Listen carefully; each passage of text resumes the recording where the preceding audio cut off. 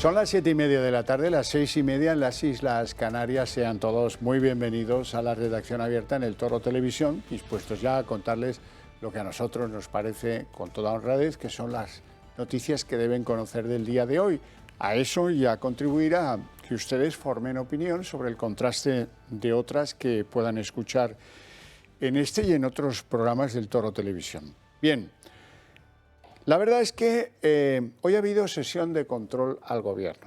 La sesión de control al Gobierno es lamentable, pero lamentable que merece un comentario de carácter editorial serio. ¿Por qué? Bueno, pues porque Sánchez ha prostituido el concepto de la sesión de control al Gobierno. ¿Y en qué lo ha tornado? Pues lo ha tornado en la sesión de control a la oposición. Él, bueno, se arma de comentarios a veces procaces, a veces insinuaciones malévolas y, desde luego, siempre con el pretexto de no contestar lo que lisa y llanamente le plantea a la oposición. Ah, es que usted estaba con Casado, le dice hoy a Gamarra.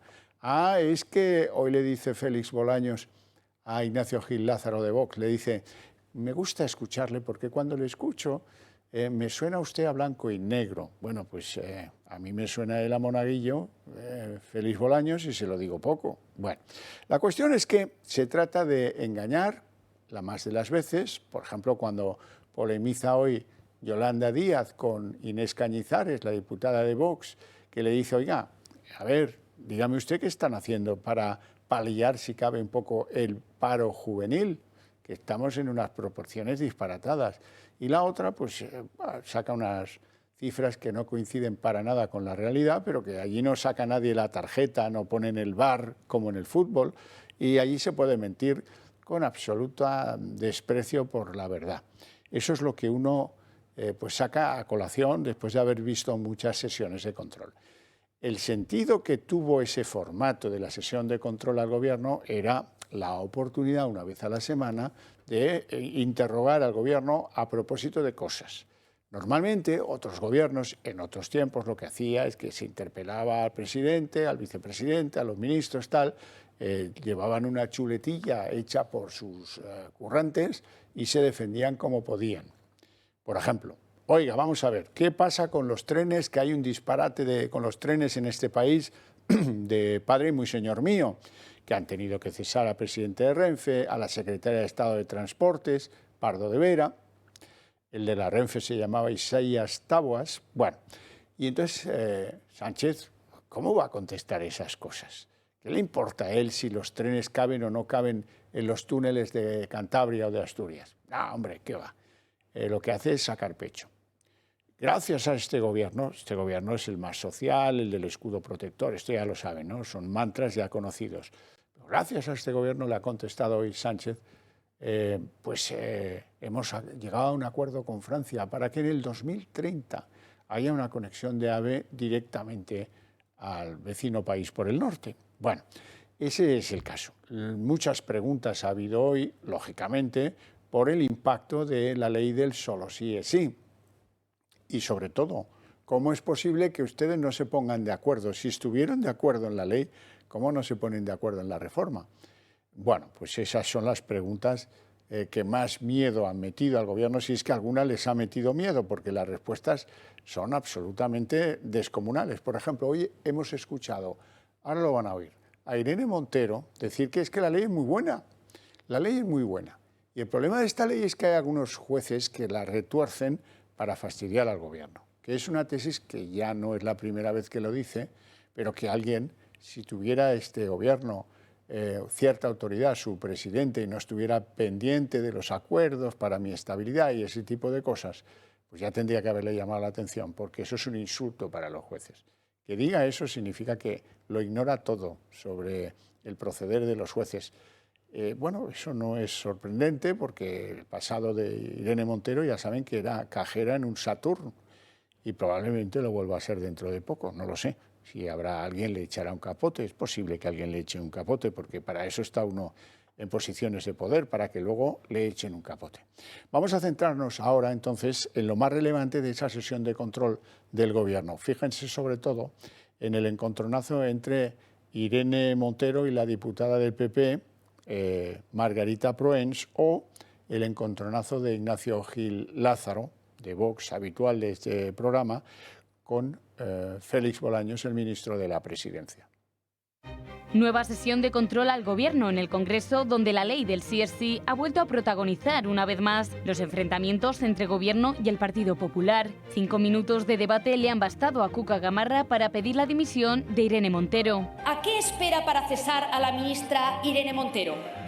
Los trenes sí, pero los delincuentes sexuales no. Con quien nunca vamos a sumar es con aquellos que ponen en solfa los derechos de las mujeres. En la misma línea se ha manifestado la diputada del PP, Margarita Proens, que ha pedido a Igualdad que modifique inmediatamente el bochorno de la ley Montero. El daño ya es irreversible, pero ¿qué más tiene que pasar? ¿Cuántos borradores ha intercambiado con justicia? Señores del PSOE, paren esta locura. Convoquen un pleno esta misma semana. Aquí tienen los votos del Partido Popular para ello y modifiquen este bochorno. Pero la ministra de Igualdad ha criticado que los argumentos del PP contra el sí es sí nunca tuvieron que ver con las rebajas de penas. El problema que ustedes tienen es que han estado siempre en contra de los derechos feministas y en contra de los derechos de las mujeres. Unos enfrentamientos que también han sido más que evidentes entre el Gobierno y Vox. El diputado de Vox, Ignacio Gil Lázaro, ha asegurado que España no va a consentir que el Gobierno siga escurriendo la culpa ante las consecuencias de la ley. Este escándalo mayúsculo, señor ministro, demuestra la incapacidad, la irresponsabilidad, la frivolidad. Y ha advertido: si vuelve a delinquir alguno de esos excarcelados, alguien tendrá que inmediatamente ser cesado o dimitir. No va a consentir España que el Gobierno entonces siga como hasta ahora. Unas críticas que el ministro de Presidencia, Félix Bolaños, ha celebrado. Me alegra que formulen ustedes una pregunta sobre violencia a las mujeres, porque eso significa que igual les empieza a preocupar. Por su parte, el portavoz de RC en el Congreso, Gabriel Rufián, ha advertido de que su formación no va a apoyar una reforma del sí es sí si no tiene el respaldo de Igualdad. Nosotros no vamos a tirar hacia adelante sin el Ministerio de Igualdad, lo hemos dicho 1000 veces. Una sesión de control en la que el Partido Popular y Vox han destinado todos sus esfuerzos en airear las evidentes brechas del Gobierno de coalición. Esto les va a ilustrar y mucho a propósito de cómo son las malas compañías, los socios de Pedro Sánchez. No importa quién tenga razón, no importa el daño que se hace a las víctimas, no importa si la ley es un fracaso, no importa si está mal hecha. Lo que dice Rufián es: nosotros no vamos a decidir nada si antes no le pone el sello y firma como bueno Irene Montero. Pues así estamos arreglados, pero ese es el criterio general de las cosas. Hoy esos señores y señoras eurodiputados que han venido a ver qué pasa con los fondos europeos han tenido una reunión con el Consejo General del Poder Judicial. Ha sido una reunión brutal, un verdadero mazazo, porque los señores del Consejo les han informado de que, oiga, mire, nosotros los jueces lo que hacemos es aplicar las leyes. Hay un precepto constitucional que dice que hay que rebajar las condenas y o excarcelar a todos aquellos que, con el nuevo formato de la ley de Irene Montero, ley del solo sí es sí, pues ahora no procede aplicarles la condena que en su día se les impuso. Bien, lo terrible es que les han dicho: este proceso puede durar 4 o 5 años. Puede haber hasta 4.000 rebajas de condenas, no lo sabemos, dicen los jueces, pero esto es terrible. Hoy, sin ir más lejos, les tengo que contar a propósito de dos rebajas de condena. Una conduce a la excarcelación. Se ha producido en Almería sobre un sujeto que, que agredió sexualmente a una mujer que tenía apenas 14 años. La otra, también igual de lacerante, se ha producido en Cádiz. En Cádiz, a propósito de un individuo que había abusado de su hija. Esas son las cosas de las que este gobierno no quiere hablar. Ya lo entiendo, si es que produce una vergüenza terrible. Estamos ya en 561 rebajas de condena, como ven ahí, y esto es lo que les sienta mal a Moncloa, que vayamos insistiendo en estas cosas. Bueno, pero es que son ya 57 los que han sido excarcelados. ¿Qué pasará? Me pregunto yo. Ojalá Dios no lo quiera. Uno de esos 57 reincida. Seguramente pues que no nos enteraremos, porque el gobierno hará todo tipo de peripecias para que eso no se sepa. Pero al final en este país se acaba sabiendo casi todo. Todo no, pero casi todo sí.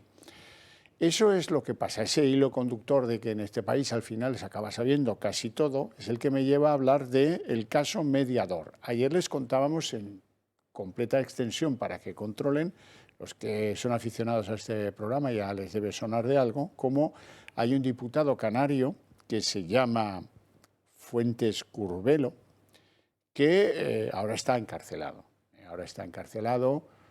A la espera de juicio, y a medida que las investigaciones avanzan, lo que vendía era favores en el mundo agropecuario en Canarias. ¿Y cómo era eso? Dice, sí, hombre, tú me das y yo te doy legislación favorable, te aviso de las inspecciones, en fin, tú vas a estar seguro conmigo si me untas bien de mantequilla la mano.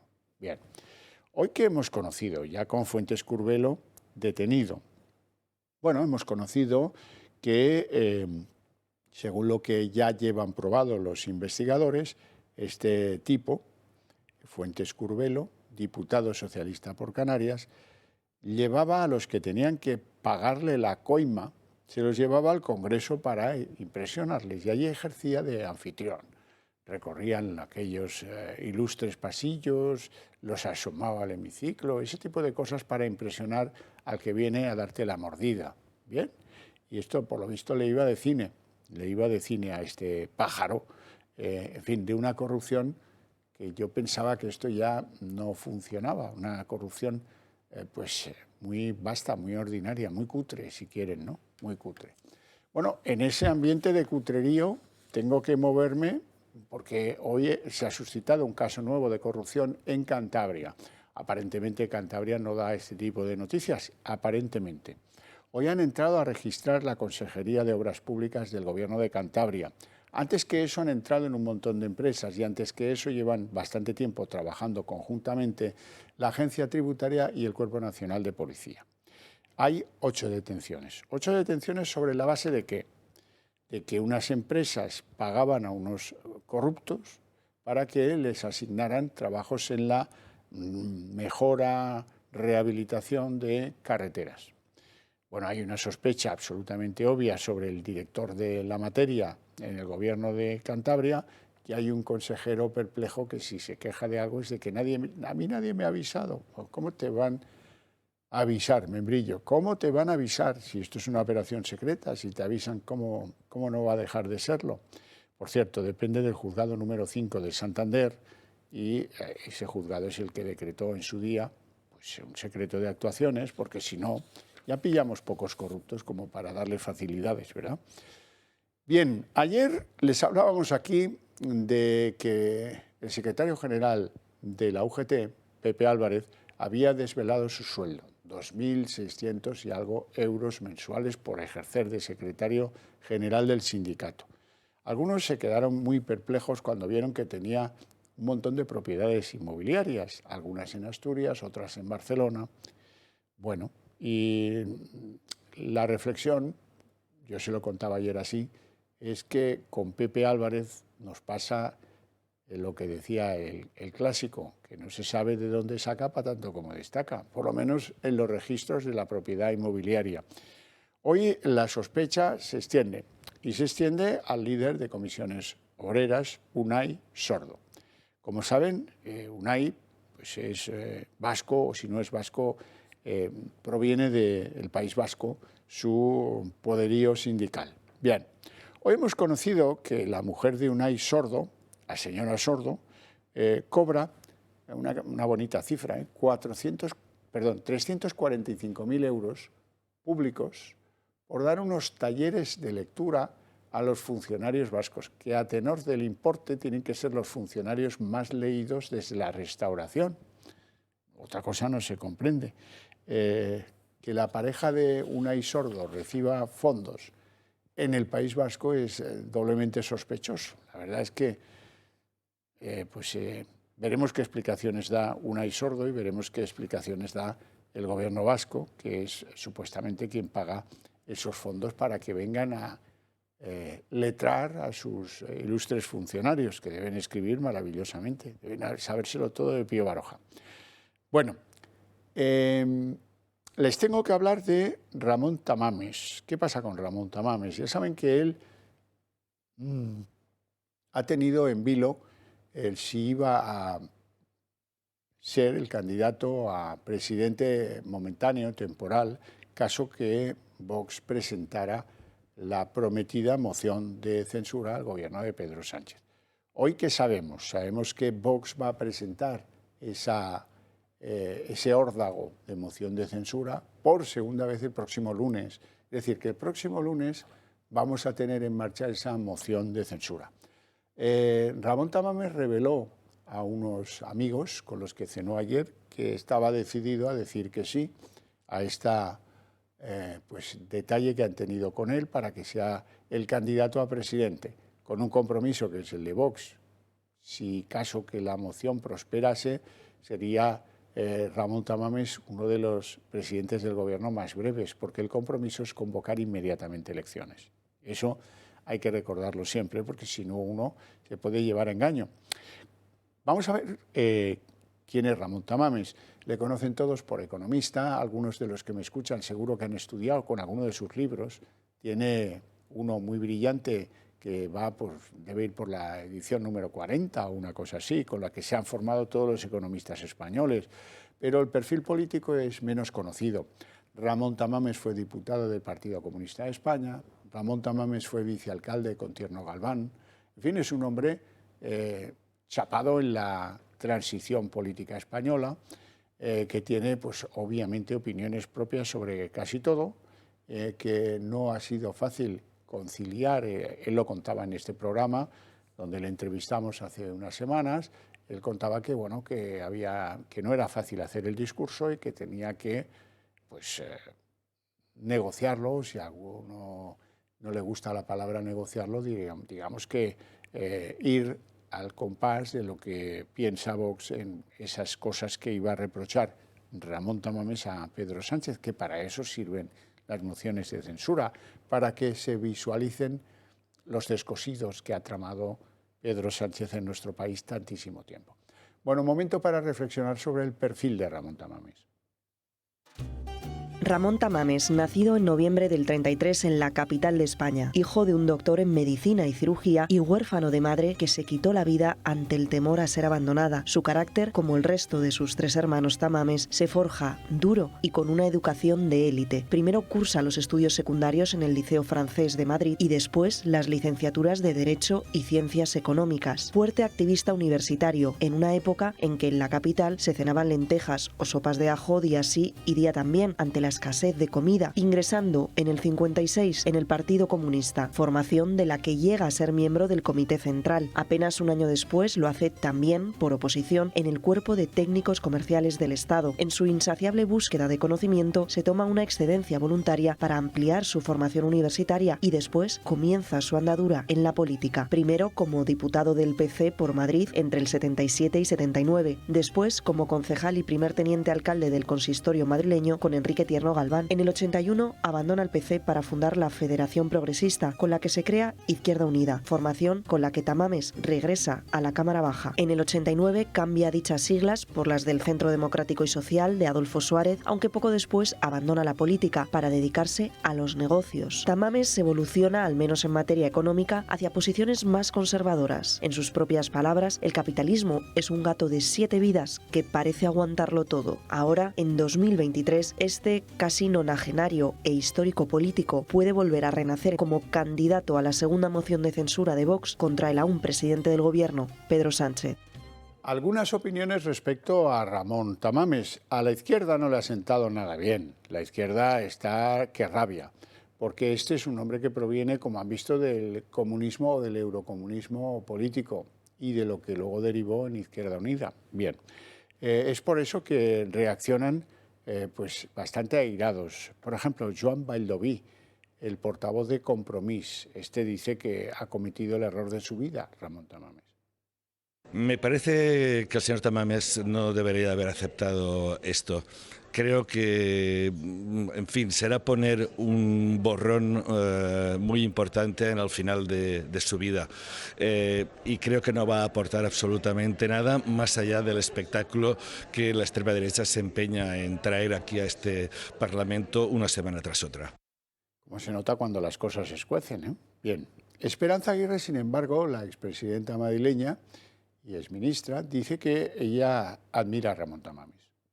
Bueno, él dice que es el candidato de 35 diputados y yo tengo una gran admiración por Ramón Tamames desde hace muchísimos años. Coincidimos de concejales en el Ayuntamiento de Madrid, pero me parece bien que el señor Tamames a los 89 años demuestre que tiene muchos motivos para censurar a Pedro Sánchez. Pues mira, Ramón Tamames, Esperanza querida, seguro que podía explicarle algunas cosas sobre cómo no ir en el farolillo vergonzante de la cola europea en materia de paro juvenil. Hoy ha habido comentarios a propósito de eso, bastante encendidos en el Congreso, en la supuesta sesión de control, que creo que es más sesión de control a la oposición, pero nos ha obligado a reflexionar a propósito de cómo está el paro juvenil en España. Y estas son las conclusiones. España es el país de Europa con mayor tasa de paro juvenil. Al finalizar 2022, el dato se situó en 29,26%. El desempleo en los menores de 25 años en nuestro país se incrementó el año pasado del 31,2 hasta el 32,3%, según Eurostat en su último informe de empleo. Y en la Unión Europea el año pasado incrementó desde el 14,8% hasta el 15,1%, lo que supone un aumento de 180.000 nuevos jóvenes desempleados, de los cuales 68.000 son españoles, por lo que 4 de cada 10 nuevos jóvenes parados perdieron su empleo en España. Según la encuesta de población activa, Melilla encabeza la lista de paro juvenil, seguida de Canarias, Ceuta.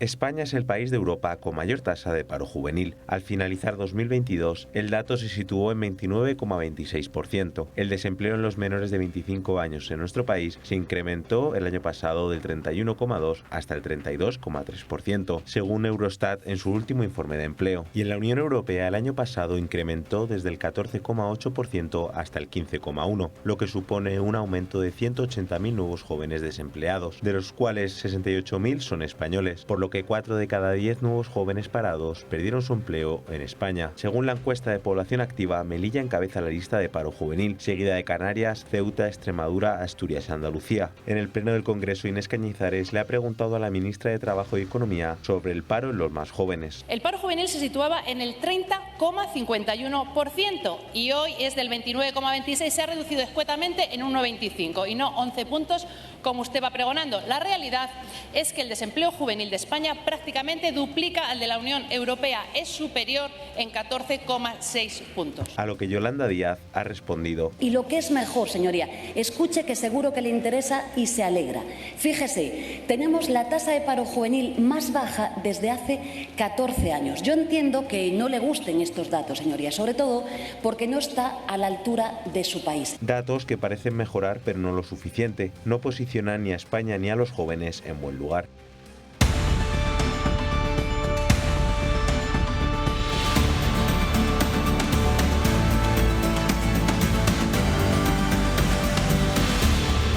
Llevan 3 días en nuestro país, es una delegación del Parlamento Europeo que ha venido a saber qué demonios está pasando con el dinero de los fondos europeos que se ha asignado a España y que no filtra hacia las empresas que han pedido esas ayudas para modernizarse, para atacar la coyuntura que no es nada propicia. Bueno, pues para hablar de ese tema nos va a acompañar dentro de muy poco doña Isabel Benjumea, que es eurodiputada del Partido Popular y que ha estado presente en todas esas reuniones, que han sido muchas y varias, y a la que le agradezco mucho que nos dedique unos minutos para entender cómo se van esos eurodiputados de España. ¿Qué impresión cree usted que se lleva? Muchas gracias y buenas tardes. ¿Qué tal? Muy buenas tardes. Muchísimas gracias por la invitación. Pues bueno, esta mañana hemos realizado una rueda de prensa en la que la presidenta de la Comisión de Control Presupuestario, la señora Mónica Hohlmeier, ha leído una serie de conclusiones. A mí me gustaría resaltar que en esas conclusiones los mensajes que se trasladan son los siguientes. El primero es que la inmensa mayoría, por no decir prácticamente unánime, reflexión que nos han compartido empresarios, autónomos, pymes, grandes corporaciones, es que los fondos no están llegando, que hay una lentitud en la ejecución de los fondos. Lo podíamos achacar a diferentes motivos, pero la realidad es que unánimemente denunciaban esa lentitud en la llegada de los fondos. La segunda conclusión del comunicado que ha leído esta mañana la presidenta es la falta de acceso a la información. el Ministerio de Economía, hemos estado con el Ministerio de Economía, hemos estado con el Ministerio de Hacienda, hemos estado también con el Ministerio de Seguridad Social y nos han literalmente inundado en datos, nos han dado todo tipo de publicaciones, hemos salido cargadísimos de esas reuniones, pero la realidad es que cuando le hacemos una pregunta sencilla, que es ¿cuál es el dato de ejecución real? Es decir, ¿cuánto dinero de verdad se ha gastado de estos fondos? ¿Cuánto ha llegado a la economía real? ¿Cuánto se está utilizando para proyectos concretos? No han sido capaces de responder.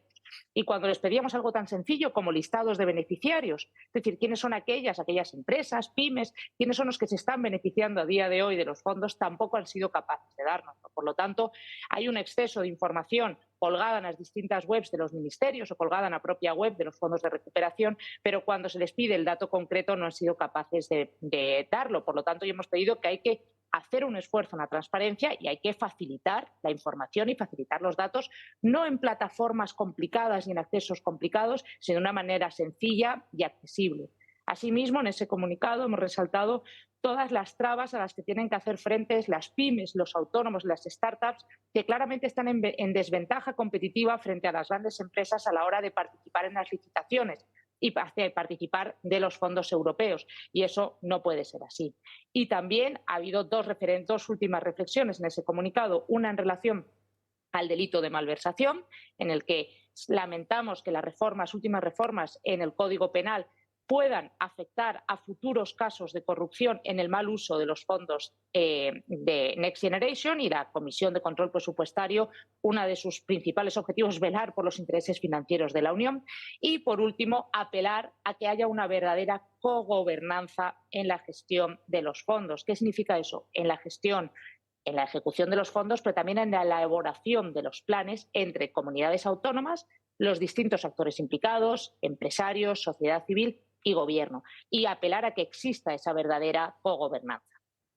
Bueno, vamos a ver, es evidente que han podido aquilatar que hay falta de transparencia, o que se podía mejorar mucho en transparencia.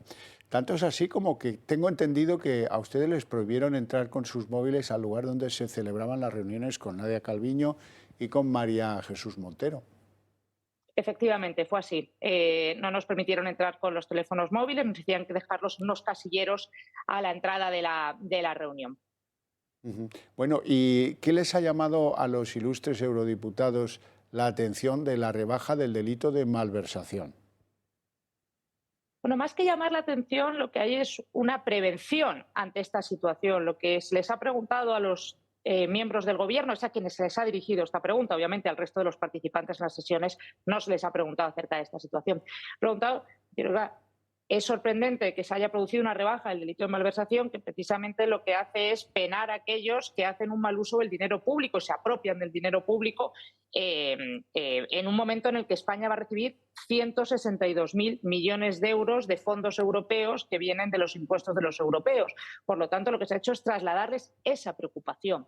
La ministra Calviño no contestó a la pregunta. El ministro Escrivá lo que trasladó, primero nos quiso explicar que hay muchísimos mecanismos de lucha contra el fraude dentro de su ministerio, que yo no pongo en duda, pero verdaderamente al final dijo, bueno, verdaderamente esta no es una cuestión que tenga que lidiar mi ministerio con ella. Y finalmente la ministra de Hacienda es que nos dedicó muy poquito tiempo, tenía Consejo de Ministros, también es verdad que fuimos a verla a la hora que ella nos indicó que fuéramos a verla, y estuvo muy poquito tiempo con nosotros y no contestó a esta cuestión. Bien, bueno, en esas llega una noticia de Bruselas que dice, ojo, ojo, ojo, que si ustedes no realizan el compromiso de reformar sus pensiones, les vamos a cerrar el grifo y no van a recibir dinero europeo. ¿Qué les cuenta sobre eso, Escrivá? Bueno, por apostillar lo que acaba de decir, no es solo en relación a las pensiones. Es decir, lo que ha hecho Bruselas, la Comisión Europea en su comunicación es poner precio a los incumplimientos, bien sea en este caso la reforma de pensiones o cualquier otro hito, tanto de inversiones como de reformas.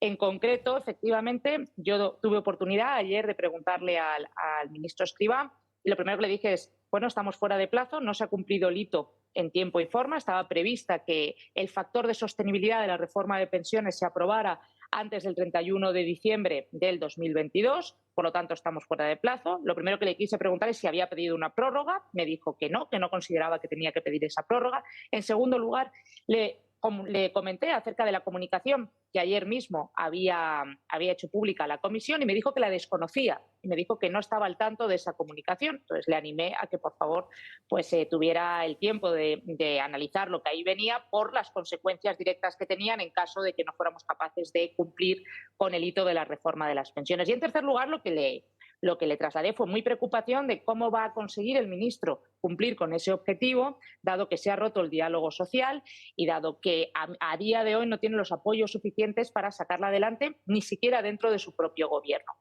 El ministro me dijo que se sentía en capacidad de sacarla adelante y se sentía confiado. Y bueno, yo lo que le animé es a que no dejara de mirar la comunicación de la comisión para que entendiéramos qué nos estamos jugando, que es mucho y básicamente es precisamente que dejen de llegar fondos a España. Es muy llamativo porque es que el Pacto de Toledo, que es de donde debería brotar esa reforma de las pensiones para España, lleva por lo menos 4 meses sin reunirse y la última vez pues se reunieron para nada. Sí, efectivamente, y si a eso le sumamos que en la última aprobación del Gobierno en relación al salario mínimo interprofesional lo han hecho sin el consenso de la patronal, pues de nuevo pone de manifiesto esa falta de diálogo social y de consenso social tan necesario para sacar una reforma tan importante como es el factor de sostenibilidad de las pensiones. Ya. Bueno, ocurren varias cosas. Yo necesito que usted me cuente ¿qué se llevan de aprendido los eurodiputados en general, sobre todo los extranjeros, cuando les explica el Gobierno pues, que son los jueces los que están haciendo mal las cosas? Bueno, verdaderamente nosotros en relación a los jueces no hemos hablado mucho. Lo que sí hemos alertado es de los posibles futuros casos de fraude y de mal uso de los fondos y de la preocupación que tenemos sobre las distintas herramientas que se están estableciendo para prevenir esos casos de fraude y luego hemos alertado sobre la preocupación de que si se están rebajando las penas en el Código Penal, pues eso puede tener luego una consecuencia de, pues digamos, alguna manera de alentar ciertos crímenes que creemos que pueden estar vinculados con los fondos. Pero directamente de lo que es los jueces en España no hemos tenido conversación con los distintos ministros en ninguna ocasión. Señora Benjumea, lléveme usted de la mano. Ahora, cuando vuelvan al Europarlamento, ¿qué es lo que procede a hacer, visto lo visto en España? Pues mire, hoy hemos aprobado unas conclusiones preliminares, que son las que le he hecho referencia, pero ahora viene el trabajo más serio y más importante. Nosotros hemos tomado buena nota de todas las reuniones que hemos tenido. Nos hemos reunido con el Gobierno, como le he mencionado, pero hemos tenido muchísimas reuniones con representantes de autónomos, de pymes, de empresas digitales, patronales, asociación de la banca, grandes consultoras, comunidades autónomas, representantes del mundo de la prensa. Hemos tenido reuniones muy profundas de entender cuáles son la problemática en la ejecución de los fondos. Hemos tomado buena nota de todo lo que se nos ha trasladado. Hemos visto también, esta mañana hemos estado con un proyecto, que es un proyecto pionero que está poniéndose en marcha, un proyecto, por cierto, que esperemos que salga adelante muy bien, porque nos ha parecido muy interesante, pero es un proyecto pionero y hemos tomado nota de todo. Y ahora se pone en marcha el procedimiento de elaboración del informe de la visita, que es un procedimiento totalmente transparente en el que se designa un ponente, presenta un borrador, a ese borrador se le presentan enmiendas y luego finalmente se vota en comisión el resultado de ese informe. Pero quiero resaltar que es un proceso tremendamente transparente, por lo tanto no se puede intuir que pueda haber ningún tipo de influencia, es decir, va a ser público desde el primer borrador hasta el último paso. Y lo que hablamos es a la comisión. Nosotros en ese informe hacemos una valoración del Estado miembro, hacemos una valoración de su gestión de los fondos en relación a los temas que ya previamente hemos identificado, sobre transparencia, sobre lentitud, sobre cogobernanza, sobre posibles brechas de Estado de Derecho, sobre los temas que le he comentado anteriormente. Y lo que hacemos es dirigirnos a la comisión y aprobar o no aprobar la gestión que hemos visto. Es un informe que va a llevar tiempo porque los procesos parlamentarios nuestros no son especialmente ágiles, pero que esperamos pues, que en los próximos meses esté listo y esté publicado. Doña Isabel Benjumea, ha sido un placer, ha sido muy reveladora esta charla y hemos empezado a entender dónde estamos y sobre todo lo que nos aguarda. Le agradezco mucho que nos haya dedicado estos minutos.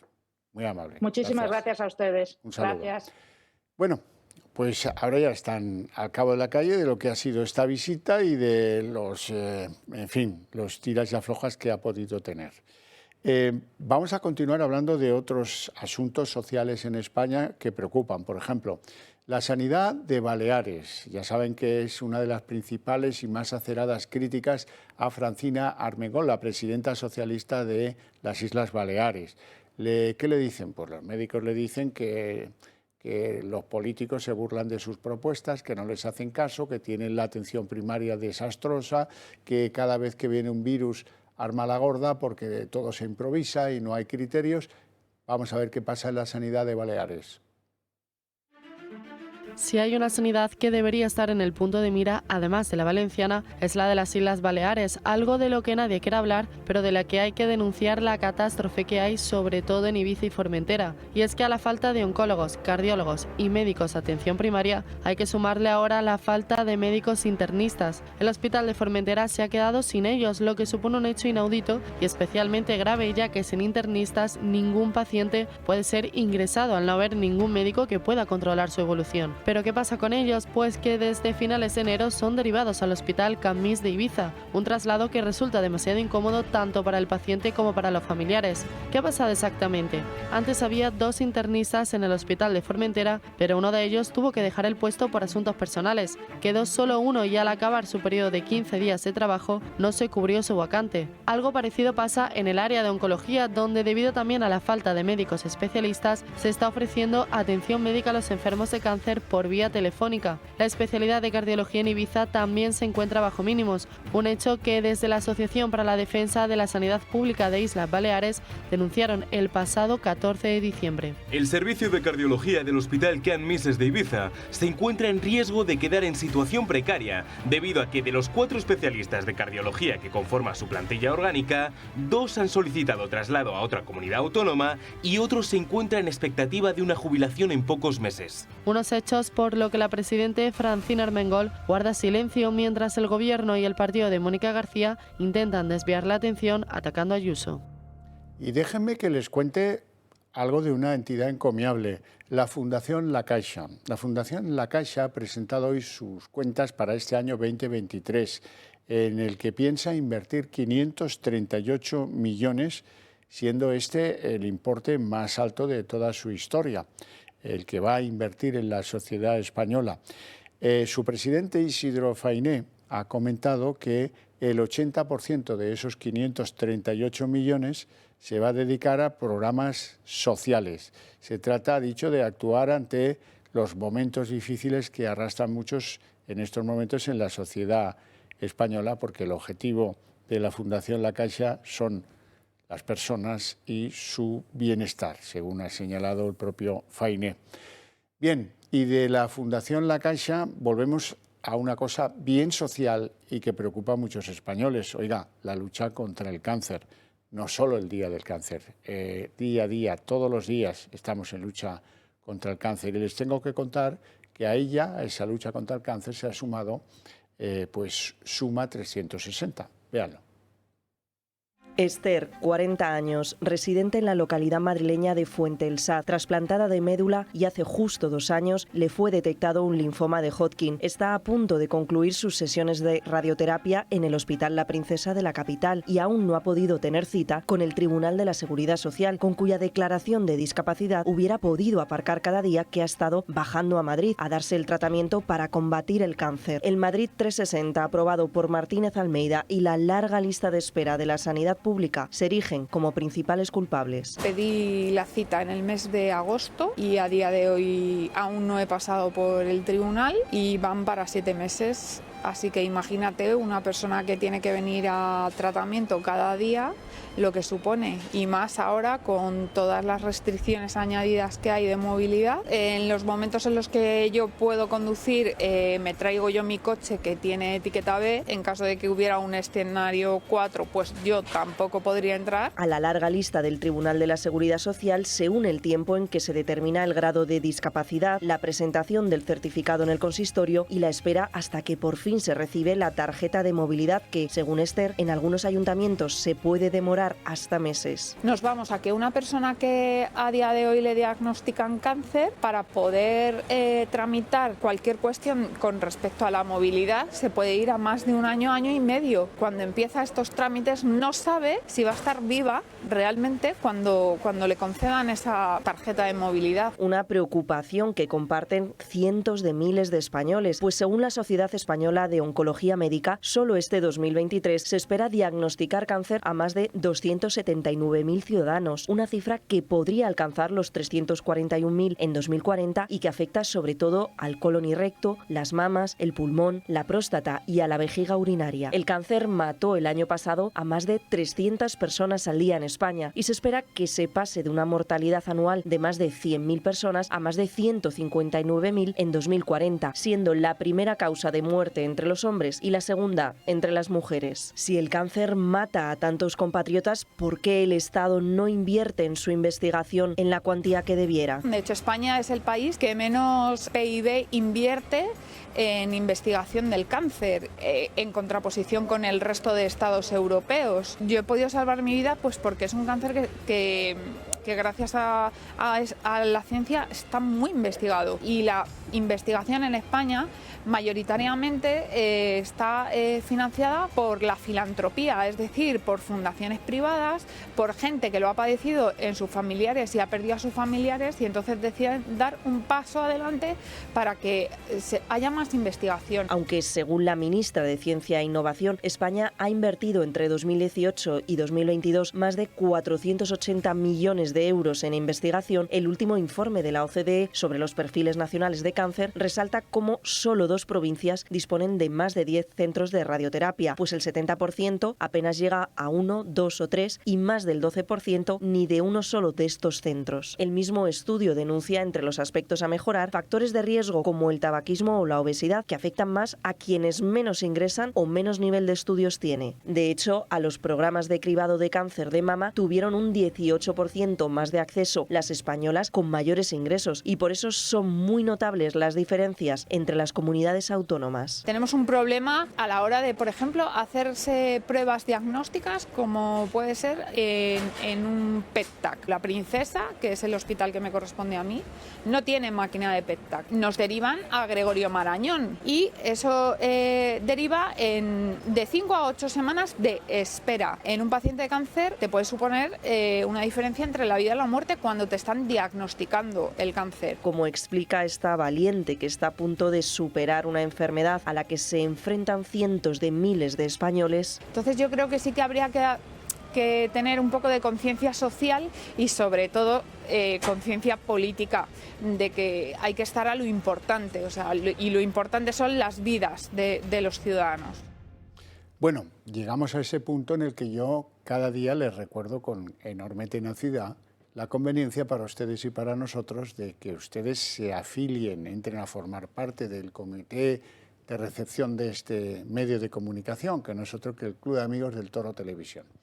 Háganse socios, participen de nuestra idea, porque es una excelente forma de defender esos principios, esos valores, esas ideas que compartimos, ustedes y nosotros. Ustedes nos conocen sobradamente y saben lo que defendemos en esta casa porque lo hacemos de frente y por derecho.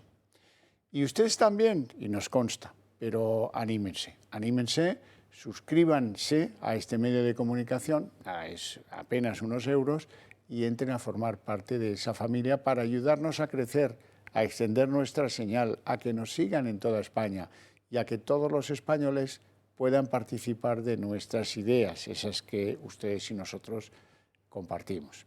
Y además les tengo que contar que en el Club de Amigos están buscando actos, conferencias, cosas que ofrecerles culturales y tal, que son muy interesantes, que les informamos de ellas aquí puntualmente, y alguna vez algún que otro regalo. Por ejemplo, hoy les tengo que hablar de los relojes automáticos que tiene para ustedes el Club de Amigos. Si quieren regalar alguno, si quieren autorregalarse alguno, también vale. Es una nueva colección de unos relojes bellísimos que funcionan con movimiento automático. Hay modelos de hombre y de mujer. Están equipados con cristal mineral recubierto de zafiro. Son de acero inoxidable. Se pueden sumergir hasta los 100 metros. Tienen garantía de 2 años. Se cargan de manera natural con el movimiento de la muñeca. Y ahora viene lo que más me gusta de este reloj, que es que en su parte trasera, ahí ven el mío, a ver si lo pongo bien para que se vea mejor, ¿verdad? Bueno, hay que ver qué torpe es uno cuando se maneja al revés, ¿eh? Lo que yo veo es lo contrario a lo que ustedes ven. Pero bueno, ahí pueden ver cómo en la parte trasera del reloj hay un cristal que hace que su maquinaria, su funcionamiento, se pueda ver como si uno fuera relojero. Y esto no me digan que no es extraordinario. Bueno, así que si quieren uno de estos relojes, tengan en cuenta que son unidades limitadas, así es que espabilen.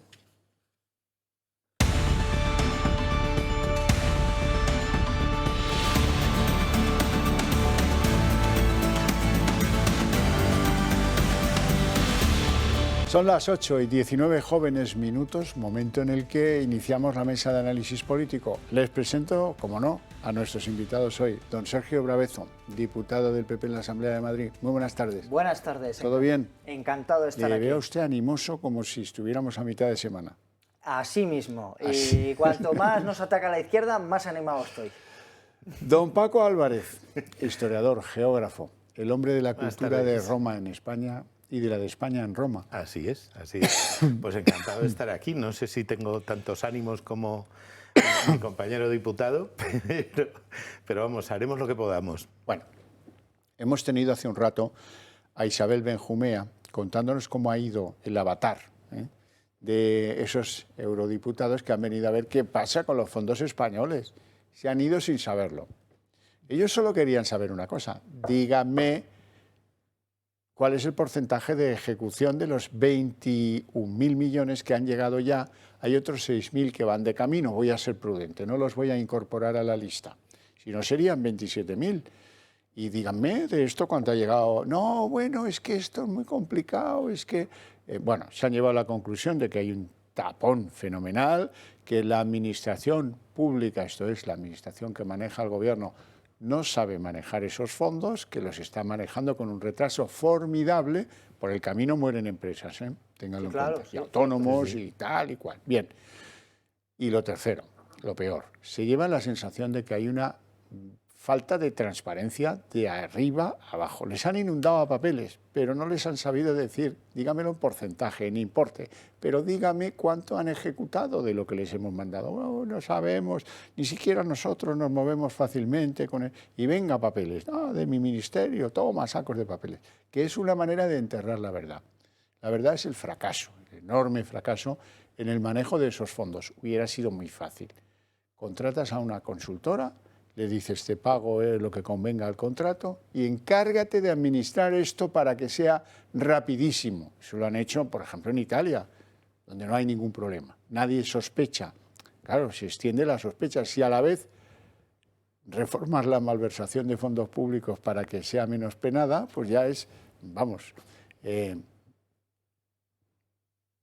es una invitación a que sospechen de España. Lo voy a dejar ahí. No quiero tener problemas luego con los señores de la justicia, ¿verdad? Pero me parece una golfada que dice muy poco y muy mal de nosotros, que demuestra una ineficacia, una ineptitud descomunal y que nos avergüenza mucho a los españoles. La delegación de eurodiputados, liderados por Mónica Hohlmeier, presidenta de la Comisión de Control Presupuestario del Parlamento Europeo, se marcha tras haber venido a España a evaluar y saber si se han cumplido los objetivos. We recommend to the Spanish authorities to ensure that the information on project payments and reforms is published in a more timely, structured and accessible manner, including information on the final recipients of the funds. La delegación ha estado formada por miembros de varios grupos grupos políticos y además han hecho un repaso a la situación tanto económica como política del país. Consejeros delegados de varias comunidades autónomas se han quejado ante los eurodiputados por la falta de transparencia del gobierno y el nulo caso que han hecho a sus propuestas. La Comisión Europea podría suspender parte de los fondos que recibe nuestro país si el gobierno no cumple con la reforma del sistema de pensiones. Bruselas aplicaría la sanción máxima contra España. La Unión Europea ha hecho constar su preocupación en temas de corrupción por la menor protección penal del dinero entregado para los planes de recuperación. Nadia Calviño fue preguntada por la rebaja del delito de malversación, reformada en el Código Penal por el gobierno, y sus respuestas no fueron claras. El Consejo General del Poder Judicial ha advertido en su reunión con la Comisión de Derechos de las Mujeres e Igualdad de Género del Parlamento Europeo que la ley del sí es sí podría suponer la revisión de penas de hasta 4.000 condenados por delitos sexuales en el proceso de 5 años, afirmando que los jueces solamente aplican la ley y algo que podría cambiar sería volver a subir las penas mínimas. Una visita que puede ser costosa para los españoles si no recibimos el cuarto tramo de ayuda europea. ¿Qué impresión se puede llevar Mónica Holzmeier, esa señora que han visto hablando en inglés, al salir de este país, si va a reunirse con la ministra Montero, María Jesús, con la ministra timonel de la Economía y vicepresidenta Nadia Calviño y con el ministro Escrivá, y le dicen, no, el móvil déjelo aquí, no sea que nos grabe? Pues que ha venido al país de Luis Candilas. Paco. Claro. Es que la verdad, por desgracia, suena todo mucho a dónde está la bolita, dónde está la bolita. O sea, la hemos oído decir que por favor publiquen los nombres de los beneficiarios. O sea, no sé, ¿qué menor transparencia se puede pedir? Oiga, las personas que se han beneficiado de los fondos europeos que hemos puesto, de los que usted ha estado presumiendo y todo eso, ¿qué empresas son? Que lo sepamos todos, que lo sepan ellos en Europa, que son los que pusieron la pasta. ¿Cuánto? Yo además no me conformaría con eso, pediría el nombre del intermediario. Por supuesto. El que presentó eso. Y cuánto se llevó y tal, porque otra de las cosas que ha quedado clarísimo es la burocracia absurda e inmensa que hace que pues, haya muchísima gente, lo hemos estado viendo, que no ha recibido, bueno, no ya solo esto, sino ni el kit digital, que es que conseguirlo es como conseguir un doctorado en Harvard, ni todo lo que tenga que ver con la administración, ni hacer un papel en la seguridad social. Es imposible, es absolutamente imposible, porque solo te atienden con cita previa, pero no te dan cita previa, porque no hay forma de pedirla, no funciona la web. Y así todo. Y por no hablar de lo de la ley del sí, que yo creo que merece capítulo aparte. Luego hablamos, si queréis, de ella. La visita de los eurodiputados. Pues ha dejado, ha descubierto las vergüenzas del Estado español, del gobierno de Pedro Sánchez en este caso. Creo que una de las cosas que está haciendo este gobierno es intentar burocratizar todo el proceso de una manera muy evidente, porque unos presupuestos tienen básicamente 4 ciclos, 4 momentos diferentes hasta llegar a su ejecución completa. Lo que creo que está pasando, porque claro, todo esto no ha dado ningún tipo de respuesta aquí el Gobierno de España. Aquí tendría que salir la señora Calviño y explicar qué está pasando con estos fondos europeos. Lo que creo que está sucediendo, usted decía una cosa que era muy importante, la palabra ejecución. Ejecución significa que ya está puesto en marcha y lo podemos ver y lo tenemos físicamente con nosotros. Claro, eso desde que está presupuestado hasta que se ejecuta hay diferentes fases. Yo creo que estamos en fases iniciales de esos gastos. ¿Y eso qué significa? Pues que no hay nada que que los planes estén llevando a cabo, porque hay indefinición de lo que se necesita y de lo que se va a hacer. Cuando se habla de digitalización, cuando se habla de papel cero, cuando se habla de todas estas cosas, vale, ¿cómo vamos a trasladar ese mensaje que estamos dando? ¿Cómo se traslada en la acción y en la ejecución? En lo que lo puedan ver los ciudadanos. Eso es incapaz de traducir este gobierno. Es que yo creo que no solamente es un problema de burocracia, sino es un problema de poder aplicar esos mensajes grandilocuentes en medidas concretas y reales. Que eso me parece lo más preocupante. Y finalizo diciendo, vamos a perder parte seguro de los fondos europeos porque no se va a aplicar esa reforma de pensiones que es fundamental para la sostenibilidad de la misma. Hay que recordar una cosa, los españoles normalmente suelen cobrar de media unos 18 años de su pensión, o cobran la pensión durante 18 años una vez ya están jubilados. Su prestación. Su prestación. Que, sí, que no es un subsidio, es una prestación que les compensa de lo que anteriormente entregaron durante su vida laboral a la Seguridad Social. Exacto. Que es un derecho. Exacto, pero lo que normalmente se ha cotizado, que se ha, la caja de la Seguridad Social solamente está para aguantar 12 años a esa persona. Esa es la situación que tenemos actualmente. Entonces, es una situación muy preocupante y evidentemente que se necesita una reforma de las pensiones. Y luego, por ejemplo, quien lo ha hecho ahora mismo ha sido el señor Macron, que ha pedido, ha salido en televisión y ha dicho que vamos a tener que retrasar la edad de jubilación. Y aquí eso ya se ha hecho. Se ha hecho. Y de manera insuficiente, claro. Claro, pero hay que tomar decisiones y este gobierno se caracteriza, si acaso, por la torpeza de sus decisiones. Hay una básica. Deslinde usted las pensiones de los que han contribuido, de aquellas que ha dado usted, Estado español, sin que hubieran contribuido. Y esas me las va a poner usted, ¿sabe dónde? En los presupuestos generales del Estado. Me las desgaja. Segundo, muy fácil, oiga, me coge usted lo que cuesta en sueldos la Seguridad Social, que es un congo, y también me lo pasa a presupuestos, porque los pensionistas contribuyentes no tienen por qué pagar los salarios de los que administran, por cierto, bastante mal. Yo no sé si saben que ahora para jubilarse hay que encomendarse a Dios y al diablo y esperar como 4 o 5 meses, porque la cita, porque el no sé qué, porque ¡ay, qué lío! Pero vamos a ver, y esos 4 o 5 meses, espabilen si tienen que jubilarse, porque esos 4 o 5 meses van a estar inmóvilis móvilis, o sea, sin cobrar. O sea, sin cobrar. Es un montón de tiempo, Claro, hombre, es que de verdad. Y si no funcionan, pues empecemos a pensar en un sistema que por lo menos en su administración pues lo hagan compañías, que ya verás tú cómo entonces sí funcionan. Como no va a haber listas de espera, como los fondos europeos se administran eficientemente, porque si no, no cobras. Así es. A mí fíjate que a mí no me preocupa que no nos vayan a llegar fondos o que vayan a recortar más fondos, porque es que estos tampoco están llegando. O sea, seamos serios. O sea, sí, eso es cierto. De lo que se supone que nos han dado, ¿ha llegado de verdad al entramado empresarial español? De verdad. No sé qué porcentaje, ellos tampoco lo saben, pero desde luego no ha llegado nada, no se ha notado, el maná no ha llegado. Los más avezados dicen que apenas un tercio, una tercera parte es lo que sí parece que ha llegado, pero eso es muy poco. A lo mejor en esa tercera parte contamos también compañías aéreas venezolanas o... No, contamos, yo creo que contamos lo que ha tenido el favor de unos empujadores, como en el metro de Tokio, que hay unos tíos con guante blanco que empujan a la gente y caben todos siempre.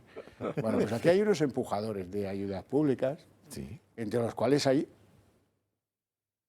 un reguero de exministros socialistas y alguno del PP, también hay alguno del PP, en unas compañías que dicen, bueno, yo por un no sé cuántos %, pues te empujo esto y esto sale. Eso es fundamental, lo digo por si nos ve algún eurodiputado, pues es muy importante saber de lo que ha llegado, quién lo empujaba, porque a lo mejor es el empujador lo que determina si llegan o no las ayudas, que a la vista de lo que ha sido con este país el PSOE, yo estoy convencido. Sí, hay una de las cosas que es muy curiosa. En la Comunidad de Madrid nos pasó un suceso era octubre, se pidió a las comunidades autónomas los proyectos que implicaban los Next Generation, etc. Una de las situaciones que nos dimos cuenta desde la Comunidad de Madrid es que esos mismos proyectos que se habían solicitado a todas las comunidades autónomas, resultaba que al País Vasco se le había pedido ya en agosto y a nosotros en octubre. No sé, burocracia, ¿no? Dicen errores. Mala casualidad. Es lo que tiene no llevarse bien con el gobierno. Dígaselo usted a Ayuso el día que la vea. Bueno, por cierto, tengo que hablar de su partido político porque parece que hay un ambiente de, bueno, pues de armonía nuevo, ¿no? Hoy se han reunido, han comido juntos Alberto Núñez Feijóo y Pablo Casado.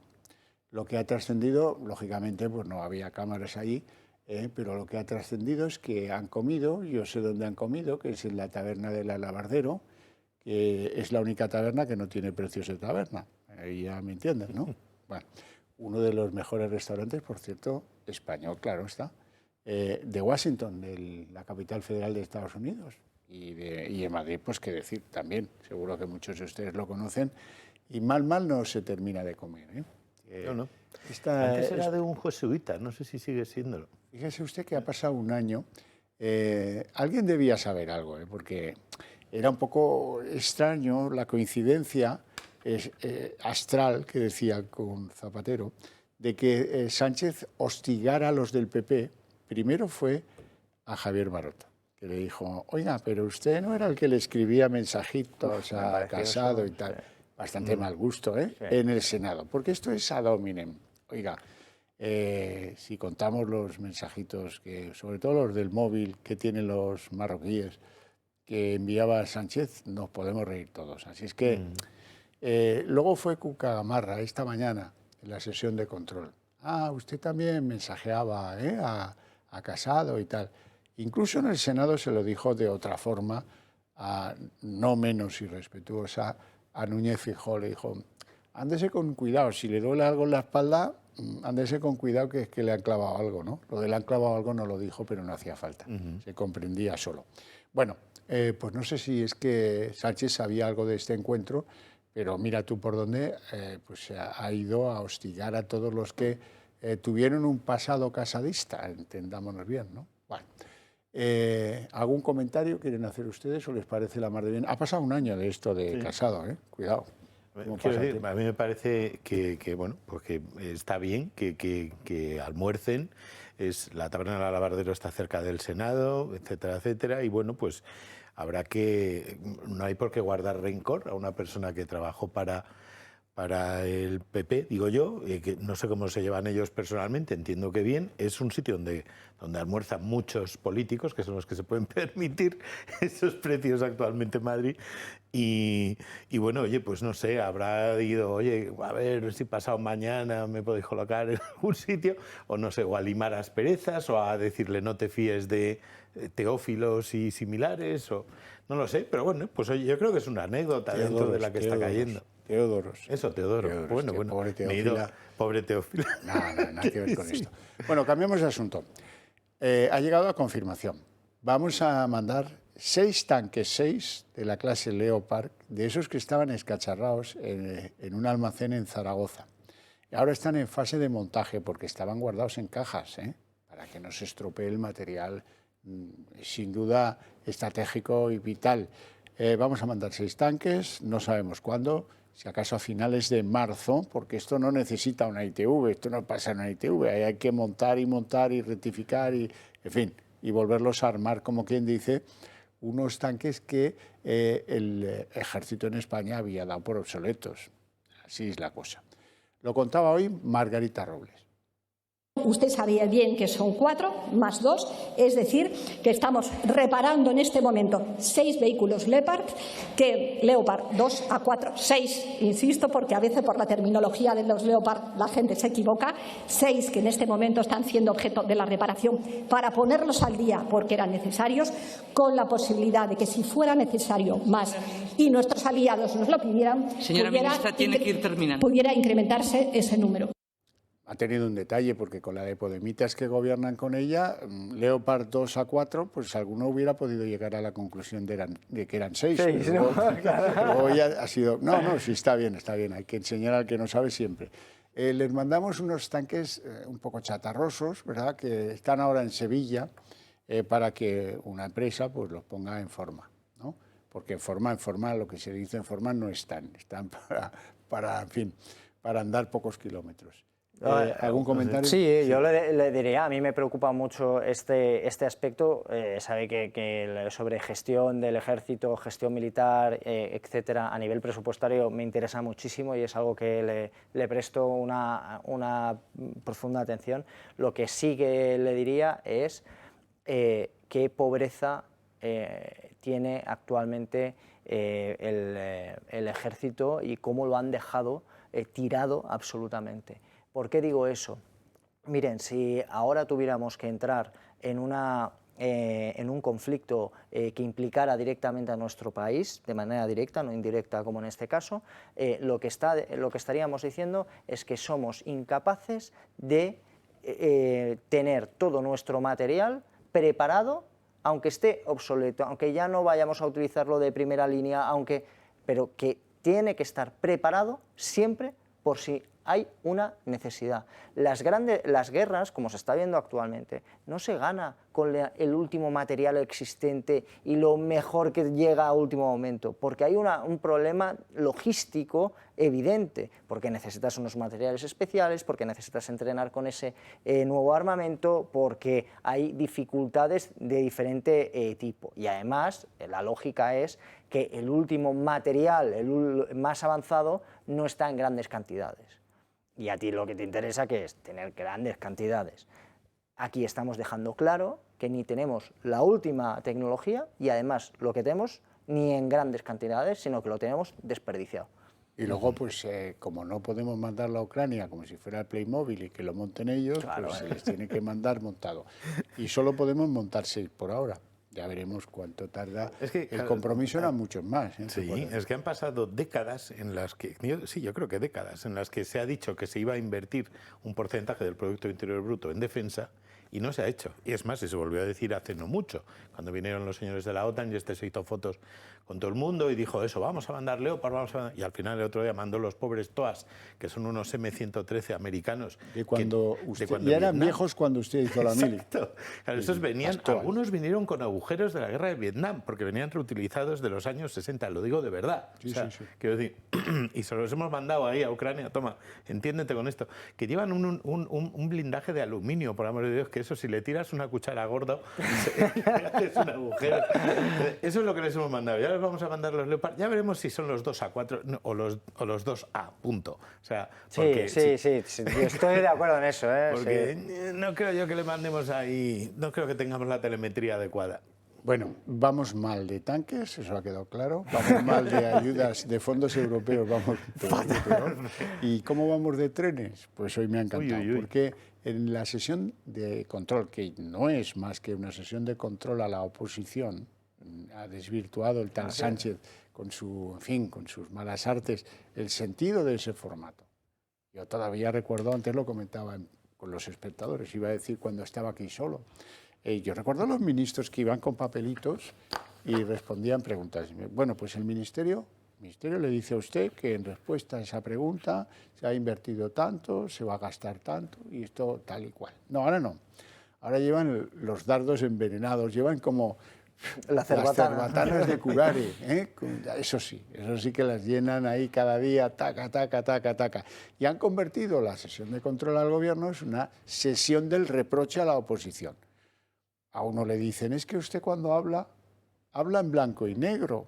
Y, oiga, pues yo, eso en su padre y en su madre, ¿sabe? A ver, usted, ¿qué es usted más que yo? ¿Qué nivel, eh?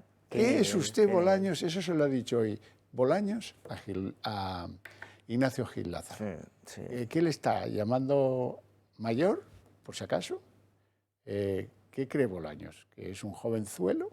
Es que de verdad es un nivel absurdo. Bueno, en materia de trenes sí que ha habido escasa claridad, porque cuando alguien le ha dicho a Sánchez, oiga, usted tiene un gobierno donde la gente no mide los trenes que, en fin, que tiene que enviar a Asturias y a Cantabria, y cuando se dan cuenta de que aquello no va a entrar por el túnel, hay que echar el programa abajo, hay que esperar 2 años más. Pero Sánchez nunca da un paso atrás, ni para coger aliento. Vean con la que sale hoy. Lo que dependa de nosotros, vamos a tratar de que se cumplan los plazos fijados en esa cumbre y, por supuesto, también los plazos fijados y comprometidos con la Comisión Europea, que apoya, sin duda alguna, lo que está haciendo el Gobierno de España. Consideramos este eje, sin duda, como uno de los ejes prioritarios para la competitividad de nuestro país y, en todo caso, contamos con el apoyo de la Comisión Europea y esperamos que el Gobierno francés pues, cumpla con los plazos que asumió en esa cumbre de Barcelona y que ha asumido también con las instituciones comunitarias. O sea, yo de lo de Asturias y Cantabria, de eso que apechugue el que era presidente de Renfe en esos momentos, uno que usted quizás conociera, Isaías Taboas, que le pusieron ahí por ser del PSC catalán, no por otra cosa. Si él venía del sector editorial, si era, era el gran consejero áulico del Avens, tenía una editorial con la hermana de Miquel Iceta. Esos son sus activos ferroviarios. Entonces, fiasco. Y como a lo mejor viene, de pequeño jugaba con Ibertren. Como viene de fiasco, de fiasco, pues entonces a sacar pecho. En el 2030 ya habrá conexiones de AVE. Estaba muy contento el del PNV porque me lo ha prometido Macron en la cumbre de Barcelona. Bueno, las promesas de Macron ya lo hemos visto con el hidrógeno verde. El francés ha dicho, conexión Barcelona-Marsella, no, conexión Marsella-Barcelona, porque el hidrógeno verde lo haremos con las centrales nucleares francesas y lo venderemos a España si acaso. Ya que le ha dado un giro estratégico el tal Macron, que tampoco es un tío muy fiable, ¿verdad? Y entonces me dirán ustedes, ¿y está el llorar sobre el tren derramado? Le habrá tocado a la ministra Raquel Sánchez, a la sazón cuota del PSC y antigua alcaldesa de Gavà. Mira, ahí hemos tenido suerte porque por ahí pasa el tren. Porque podía haber sido de un pueblo donde no hubiera trenes, da igual. Tío del sector editorial lo llevan a presidir Renfe. Bien. Claro, luego pasa lo que pasa, evidente. Y la ministra, aparte de haberse montado en el tren, en Gavà, su ciudad de la que fue alcaldesa, pues experiencia tiene poca. Ahora también la han vacunado y tira y echa para adelante y dice que, oiga, si acaso hay alguien enfadada con esto de los trenes de Asturias, no va a ser Revilla, es ella. Hombre, faltaría más. Soy la primera enfadada, indignada al conocer esta situación, sí, y por eso no dudé en acudir a Cantabria, en dar la cara, en pedir disculpas, en reconocer el error, en encargar una auditoría interna, en constituir un grupo de trabajo para sobre todo, una vez reconocido el error, abordar las soluciones, que es lo que interesa a los cántabros y a los asturianos. Y eso lo hicimos en menos de 48 horas. Además, también le quiero recordar que este mismo sábado publicamos una orden ministerial para modificar la instrucción sobre gálibos y sobre túneles y que además hemos mantenido. El lunes mantuvimos una reunión con los presidentes de Cantabria y Asturias para, insisto, centrarnos en la solución del problema.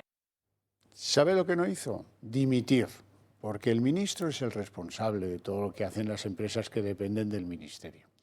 El error se conocía desde un año antes. Eso es lo más alarmante de todo este proceso. Justamente ahí lo que comenta, que la empresa encargada de hacer estos trenes ya avisó a la administración en sus diferentes empresas implicadas que había un problema hacía más de un año. A mí eso me parece alarmante que se haya obviado una alerta de ese estilo y dos, que se siguiera con todo el plan y con todo lo que había. Ahí hay algo que huele mal y que veremos a ver lo que sucede. Y le diré otra cosa añadiendo sobre este tema, que me parece muy importante. Aquí se ha dejado claro dos cosas. Cómo ha actuado el Partido Socialista, que como mínimo está intentando hacer algo respecto a un problema que ellos han creado. Veremos cómo acaba, porque esto no ha acabado, no está a medio solucionar. Y dos, eso cuando lo comparamos con la ley del sí es sí. Porque cuando vemos qué tipos de responsables, como mínimo en el Ministerio del Partido Socialista, han comenzado a rodar dos cabezas. No, primero fueron dos pobres. Pero será muy evidente que no. No, pero a esos los han liquidado por nada, porque con eso no se contuvieron las aguas. Claro. Y tuvieron que dimitir el presidente de Renfe y la secretaria de Estado. Y yo quiero que no se paren ahí las aguas, porque la que tiene la responsable política del ministerio, pero oiga, no leen noticias ustedes de Inglaterra o de Alemania, de países serios. Cuando pasa algo, el que dimite, el que pone el cuello, es el ministro y si no, el presidente del gobierno. Es que además primero dijeron que aquí no ha pasado nada, no nos hemos desperdiciado ni una peseta, no sé qué. Luego resulta que los trenes van a llegar 3 años más tarde, por lo tanto sí estaban en una fase avanzada. Luego resulta que como no va a haber trenes en 3 años, les vamos a financiar los trenes de vía estrecha a todos los cántabros y asturianos per secula seculorum o hasta que haya trenes nuevos, lo cual incluye un gasto de unos 11 millones de euros anuales. Quiero decir, alguien tendrá que asumir que ese dinero que seguiría, a emplear en otra cosa, ahora se va a emplear en tapar o en poner un parche para que por lo menos los ciudadanos tienen una porquería de trenes que tardan 1 hora y media cuando pasan. Porque el otro día veía un vídeo en el que una bicicleta va más rápido que los trenes que tienen actualmente en Cantabria. O sea, un recorrido de media hora en coche se tarda 1 hora y 20 minutos en los trenecines que tienen ahora. Entonces, quiero decir, si todo eso son parches y tiritas y todo lo demás, alguien debería de tomar una responsabilidad, por amor de Dios. Pero es que la dimensión no solo es Asturias y Cantabria, que es el caso lacerante, ¿verdad? El caso es el AVE a Extremadura, que ni sabe ni nada. Eso va, no sé si a ritmo de bicicleta por ahí o peor. El caso es el último inaugurado por Pedro Sánchez, el de Murcia. La gente de Murcia sigue yendo a Madrid en coche. ¿Por qué? Porque Murcia a Madrid deben ser 400, no llegará a 50 kilómetros, 400 y algo, y tarda lo mismo que el AVE a Barcelona, que son 620 kilómetros. A ver, ¿cómo es esto posible? Pues porque estamos en lo de siempre, en llamarle a alta velocidad AVE a algo que no lo es. Que no lo es. Así de simple. Algo típico de este gobierno. ¿Y esto de quién va a ser responsabilidad? Pues del ministro o de la ministra, aunque sea alcaldesa o haya sido alcaldesa de Gavà, que no es un eximente en este caso. Hablaba usted de la ley del solo sí es sí, hay que hablar de él, siempre hay que hablar de esta ley por las víctimas. Hoy les contaba que había habido 2 excarcelaciones que son para echarse a llorar. Una en Almería, de alguien que violó a una niña de 14 años, y otra en Cádiz, de un padre que abusaba de su hija. Bueno, y ahora quiero volver a ponerles el recordatorio de cómo va la faena esta de la señora Irene Montero. 561 rebajas de condena, 57 excarcelados. Eso es de aquellas rebajas de condena y o excarcelaciones de las que tenemos noticias. Hay muchísimas más de las que no se quiere informar deliberadamente. Sí, eso es cierto. 3 audiencias de las gordas de este país no informan de sus rebajas de condena ni de sus excarcelaciones. ¿Quién manda en las audiencias? Pues eso. Déjeme añadir una cosa que es absolutamente lamentable y muy preocupante de la situación de los excarcelados. Hay algunos de ellos, sé de uno que ya sucedió, que ha tenido que ser recompensado por la Administración porque con esta rebaja de penas que le lleva a la excarcelación, pues ahora resulta que ha pasado más tiempo en la cárcel de lo que la nueva ley le obliga a estar, y por lo tanto el Estado está obligado a pagarle una compensación por esos años más el derecho a paro que tiene adquirido. Sí, por supuesto. Estupendo. Tremendo. Bueno, esta ley sí que es verdad que ha establecido algo importante, la diferencia entre la gente de bien y la gente de mal. Hoy hablaba de eso que se ha puesto de moda, fue un desliz que tuvo Feijóo el otro día hablando de la gente de bien, y luego un desliz que también tuvo Sánchez, porque dice que la gente de bien, y le reprocha cosas a Feijóo llamándole gente de bien. Luego, si él no se considera digno de tal nombre, es que será gente del mal. ¿O es que hay alguna cosa intermedia que yo me haya perdido? Me parece que no, Vamos a escuchar a Cuca Gamarra. Gente de bien, entre otros los millones de españoles a los que ha decepcionado Pedro Sánchez. ¿Y cree usted que puede haber gente de bien que vote la ley trans? Creo que hay gente de bien para todo. ¿Ha mandado ya el PP el escrito a la mesa por lo de ayer de la bandera de...? Sí, creo que sí, sí. Bueno, Borja Semper dijo hace un par de días que la ley trans no la iban a derogar, que si acaso harían una ley trans propia del Partido Popular. Lo digo por si alguno mantenía alguna esperanza de que echaran abajo tantas leyes como nos ha llegado a decir Feijóo. Esa no. En esa no había compromiso y parece que va a ser que no, que esta ley ha venido a quedarse un tiempecito. Lo que digan, las barbaridades que cometan, ya se está viendo lo que pasa en Inglaterra o en Escocia o en Suecia, pues que están echando para atrás a la velocidad del rayo porque son leyes que han producido un dislate social. Es que esta ley además ya está obsoleta, Es la misma ley por la que ha dimitido la primera ministra de Escocia. Sí, sí, sí. Así es. Bueno, tengo mucho gusto en informarles de que hay quien pide que le abran expediente a la señora de Junts, Míriam Nogueras, por haber apartado la bandera de España. Estoy encantado de que así sea.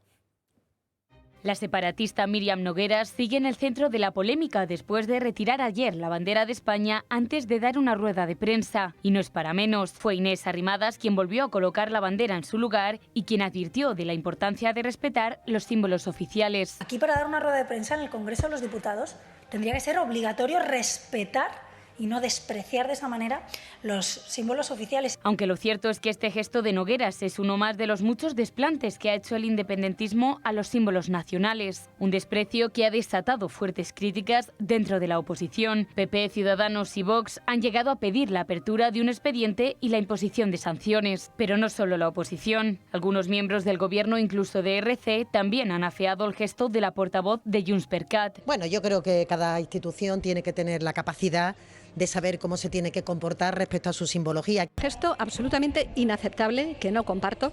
La bandera de España representa a todos los españoles. Súper útil. Las banderas no alimentan, ni curan, ni consuelan. En cualquier caso, este desprecio deja entrever que desde los sectores separatistas nunca les falta ocasión para faltarle el respeto a España. Y mientras tanto cobran dinero del Estado. Concretamente, Nogueras ingresa de las arcas nacionales unos 8.400 euros al mes y más de 117.000 euros brutos al año. Aunque al dinero, eso sí, la diputada no hace desprecios. Aunque por el momento Pedro Sánchez no se ha pronunciado sobre este acto llevado a cabo por sus socios del Ejecutivo.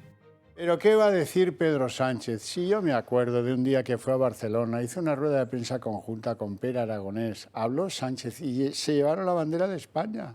Y continuó Aragonés con la de Cataluña solo. Sí. Eso sucedió. Es que no se puede tener memoria, muy malo tener memoria. De verdad se lo digo.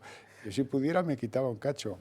Vamos, mañana. Es que, en fin, no tenemos tiempo para más. Lo dejamos aquí con mi agradecimiento a ustedes dos por sus opiniones, su presencia en el programa, a ustedes por seguirlo con atención y con interés. Para ustedes sí tengo premio. A la vuelta de la publicidad abrimos el día en 30 minutos.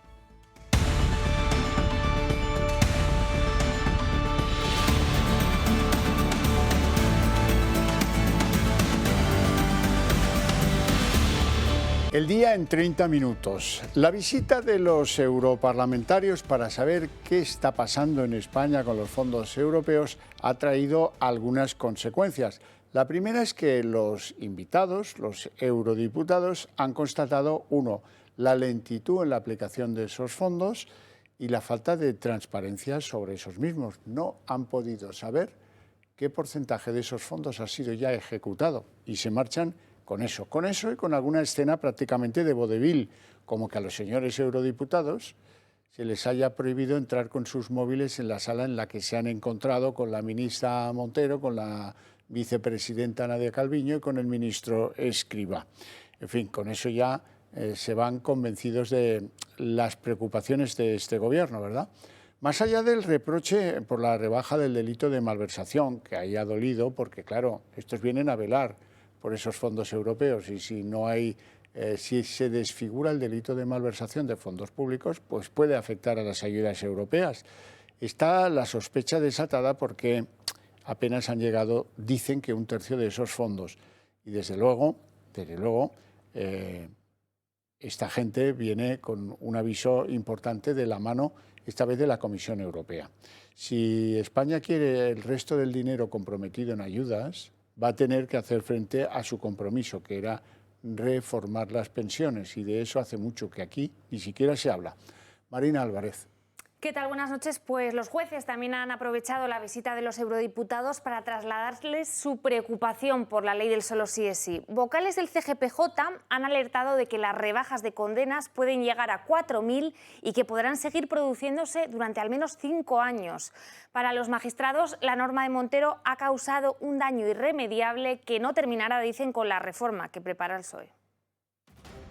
La delegación de eurodiputados, liderados por Mónica Hohlmeier, presidenta de la Comisión de Control Presupuestario del Parlamento Europeo, se marcha tras haber venido a España a evaluar y saber si se han cumplido los objetivos. We recommend to the Spanish authorities to ensure that the information on project payments and reforms is published in a more timely, structured and accessible manner, including information on the final recipients of the funds. La delegación ha estado formada por miembros de varios grupos políticos y además han hecho un repaso a la situación tanto económica como política del país. Consejeros delegados de varias comunidades autónomas se han quejado ante los eurodiputados por la falta de transparencia del gobierno y el nulo caso que han hecho a sus propuestas. La Comisión Europea podría suspender parte de los fondos que recibe nuestro país si el gobierno no cumple con la reforma del sistema de pensiones. Bruselas aplicaría la sanción máxima contra España. La Unión Europea ha hecho constar su preocupación en temas de corrupción por la menor protección penal del dinero entregado para los planes de recuperación. Nadia Calviño fue preguntada por la rebaja del delito de malversación, reformada en el Código Penal por el gobierno, y sus respuestas no fueron claras. El Consejo General del Poder Judicial ha advertido en su reunión con la Comisión de Derechos de las Mujeres e Igualdad de Género del Parlamento Europeo que la ley del sí es sí podría suponer la revisión de penas de hasta 4.000 condenados por delitos sexuales en el proceso de 5 años, afirmando que los jueces solamente aplican la ley y algo que podría cambiar sería volver a subir las penas mínimas. Una visita que puede ser costosa para los españoles si no recibimos el cuarto tramo de ayuda europea.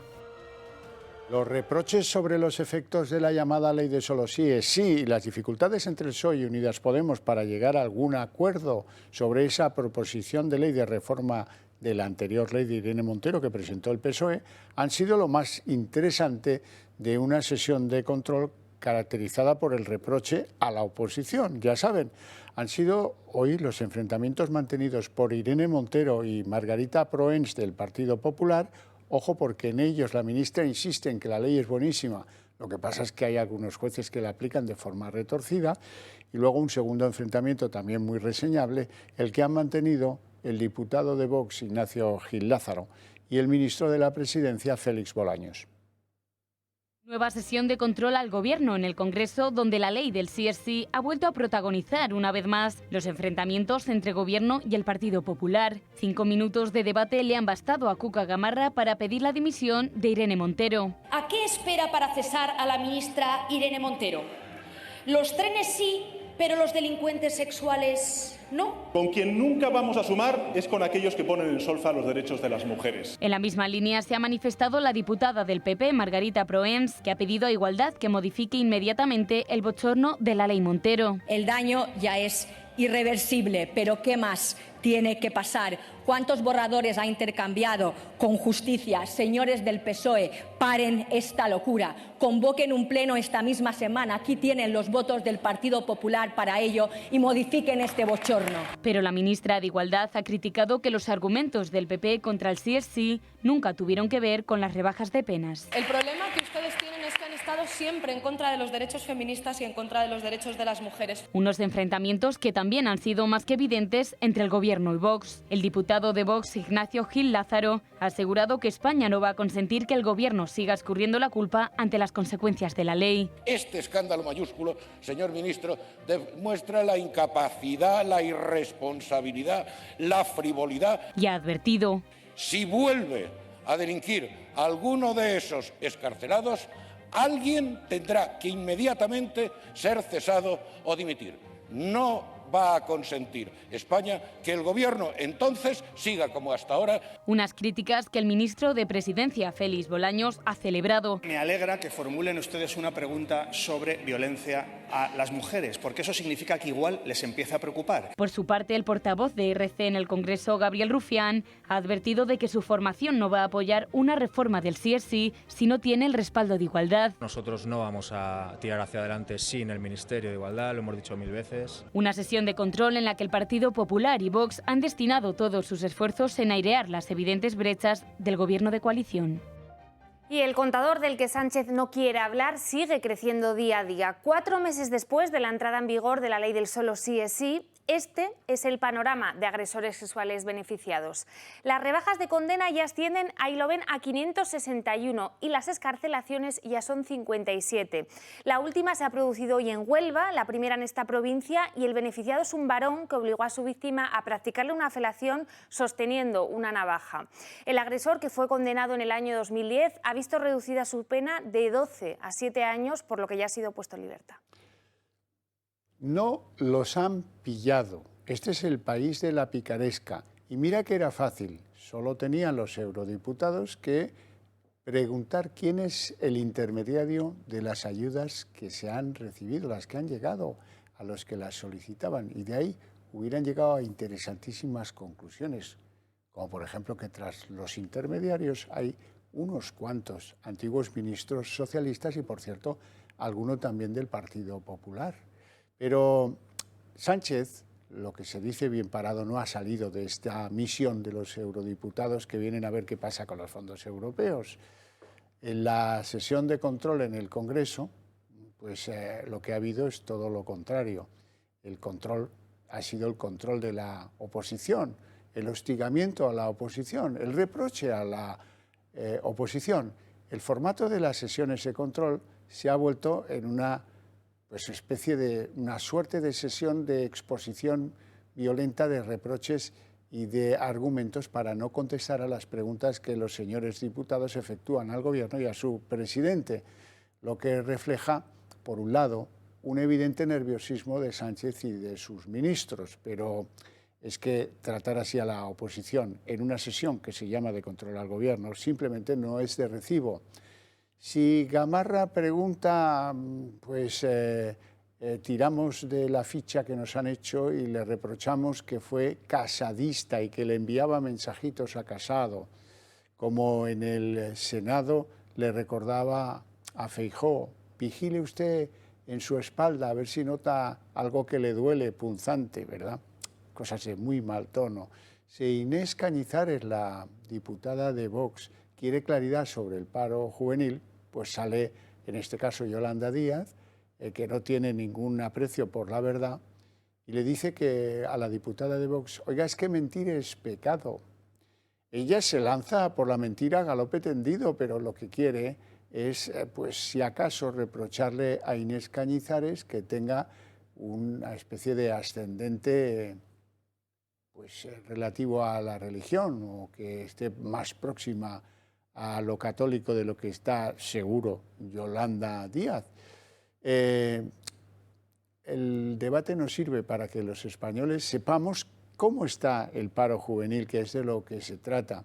El chiste del pecado es pura retórica de esta señora, de la chulísima retórica de Yolanda Díaz, pues que, en fin, que trata lo de siempre, de escarnecer al contrario para no poder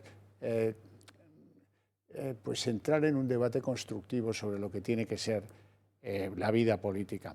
Lo mismo ocurre con Arrimadas o con Ignacio Gil Lázaro, al que hoy hemos visto algo de muy mal gusto, como Félix Bolaños, al decir que cuando habla le parece un personaje del blanco y negro, le está llamando mayor. Por supuesto, ninguno contesta nada de lo que se les plantea en ese debate, que sería mejor que lo suprimiéramos. Ahora, de enmarañar, de retorcer los argumentos, de mentir cuando conviene como bellacos y de buscar reproches, insultos y maneras de retorcer algunas realidades, en eso hay que reconocer que son fenomenales. En pleno aniversario de la caída de Pablo Casado, el expresidente popular ha comido hoy con Feijóo en una taberna de la capital cercana al Senado. Este almuerzo ha durado en torno a 1 hora y media y desde Génova la han enmarcado en el clima de cordialidad que ambos líderes mantienen desde el aterrizaje de Feijóo en Madrid. Aseguran que ya se han visto en más ocasiones y que este encuentro no guarda ninguna relación con el aniversario de la renovación de la cúpula del partido. El almuerzo, eso sí, se ha producido solo unos días después de que Génova descartase reincorporar a Casado a la vida de partido. Bueno, y continúan las críticas a la diputada independentista Míriam Nogueras por apartar la bandera española a la rueda de prensa del Congreso. Varios miembros del Gobierno han censurado hoy a la portavoz de Junts y hasta la propia Esquerra ha ironizado sobre la utilidad de este gesto.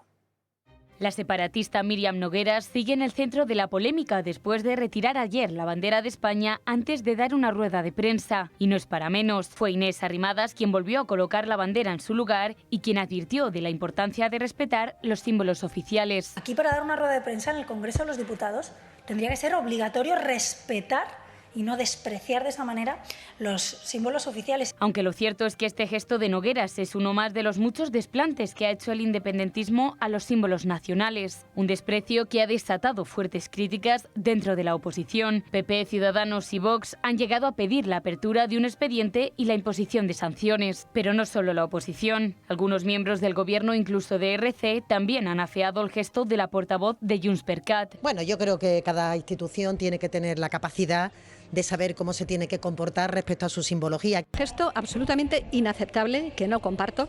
La bandera de España representa a todos los españoles. Súper útil. Las banderas no alimentan, ni curan, ni consuelan. En cualquier caso, este desprecio deja entrever que desde los sectores separatistas nunca les falta ocasión para faltarle el respeto a España. Y mientras tanto cobran dinero del Estado. Concretamente, Nogueras ingresa de las arcas nacionales unos 8.400 euros al mes y más de 117.000 euros brutos al año. Aunque al dinero, eso sí, la diputada no hace desprecios. Aunque por el momento Pedro Sánchez no se ha pronunciado sobre este acto llevado a cabo por sus socios del Ejecutivo. En un comunicado, la formación política Vox ha hecho saber que el próximo lunes presentará la documentación para que se ponga en marcha el mecanismo de la moción de censura contra el gobierno de Pedro Sánchez. La va a encabezar finalmente el economista Ramón Tamames y ahora lo que queda por saber es la fecha en que esos debates vayan a tener lugar.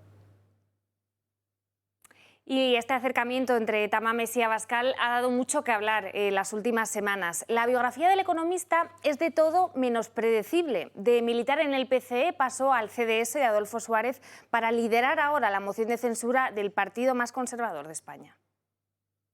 Ramón Tamames, nacido en noviembre del 33 en la capital de España, hijo de un doctor en medicina y cirugía y huérfano de madre que se quitó la vida ante el temor a ser abandonada. Su carácter, como el resto de sus tres hermanos Tamames, se forja duro y con una educación de élite. Primero cursa los estudios secundarios en el Liceo Francés de Madrid y después las licenciaturas de Derecho y Ciencias Económicas. Fuerte activista universitario, en una época en que en la capital se cenaban lentejas o sopas de ajo día sí y día también ante la escasez de comida, ingresando en el 56 en el Partido Comunista, formación de la que llega a ser miembro del Comité Central. Apenas un año después lo hace también, por oposición, en el Cuerpo de Técnicos Comerciales del Estado. En su insaciable búsqueda de conocimiento, se toma una excedencia voluntaria para ampliar su formación universitaria y después comienza su andadura en la política. Primero como diputado del PC por Madrid entre el 77 y 79, después como concejal y primer teniente alcalde del consistorio madrileño con Enrique Tierno Galván. En el 81 abandona el PC para fundar la Federación Progresista, con la que se crea Izquierda Unida, formación con la que Tamames regresa a la Cámara Baja. En el 89 cambia dichas siglas por las del Centro Democrático y Social de Adolfo Suárez, aunque poco después abandona la política para dedicarse a los negocios. Tamames evoluciona, al menos en materia económica, hacia posiciones más conservadoras. En sus propias palabras, el capitalismo es un gato de 7 vidas que parece aguantarlo todo. Ahora, en 2023, este casi nonagenario e histórico político puede volver a renacer como candidato a la segunda moción de censura de Vox contra el aún presidente del gobierno,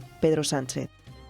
La decisión de Ramón Tamames ha sido una especie de disgusto para algunos dirigentes de la izquierda española. Es el caso de Joan Baldoví, el portavoz de Compromís, que insiste en que Tamames no debería haber aceptado, que liderar esa moción de censura de Vox va a suponer un borrón muy importante, dice, para la larga carrera política de Tamames. Me parece que el señor Tamames no debería haber aceptado esto. Creo que, en fin, será poner un borrón muy importante en el final de su vida. Y creo que no va a aportar absolutamente nada más allá del espectáculo que la extrema derecha se empeña en traer aquí a este Parlamento una semana tras otra. Esta decisión de Tamames contra Sánchez sí que ha encontrado respaldo en el Partido Popular, al menos en algunos sectores. Esperanza Aguirre ha confesado hoy su admiración por el economista y ha asegurado que le parece bien que plante cara a Sánchez a sus 89 años. Bueno, él dice que es el candidato de 35 diputados y yo tengo una gran admiración por Ramón Tamames desde hace muchísimos años. Coincidimos de concejales en el Ayuntamiento de Madrid, pero me parece bien que el señor Tamames a los 89 años demuestre que tiene muchos motivos para censurar a Pedro Sánchez. Novedades en el caso Mediador, que señalaba el diputado socialista canario Bernardo Fuentes Curbelo como el eje de una trama de corrupción. Este diputado, que ya ha sido detenido, utilizaba las dependencias del Congreso, las que, insisto, era diputado, para fanfarronear y para que le entregasen las entregas de dinero que hacían no pocos ganaderos canarios para ganarse sus favores, unos favores que administraba la Administración de las Islas Canarias. Así impresionaba a Curbelo con su poder en Madrid y conseguía que muchos le entregaran el dinero y le hablaran a otros empresarios ganaderos de esa manera de hacer del tal Bernardo Fuentes Curbelo.